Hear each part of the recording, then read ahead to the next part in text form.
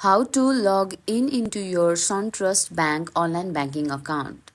Hello everyone, welcome back to our channel. Today in this video, I'll guide you through the step on how to log in into your SunTrust Bank online banking account. So let's get started. First of all, open your web browser and go to the SunTrust Bank website suntrust.com and hit enter. At the right side of the page, you can see the sign in interface. Here you can enter your user ID and password, then click on sign in button, then click on sign in. Sometimes SunTrust Bank might ask you to complete additional security checks like entering OTP sent to your phone. Follow the instruction on the screen. After entering your login details and completing any security check, click the sign in button.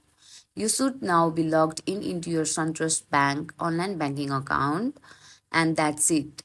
With this, you are now logged in into SunTrust Bank online banking account. If you find this tutorial helpful, please give us a thumbs up and subscribe to our channel for more tutorial like this. See you on the next video.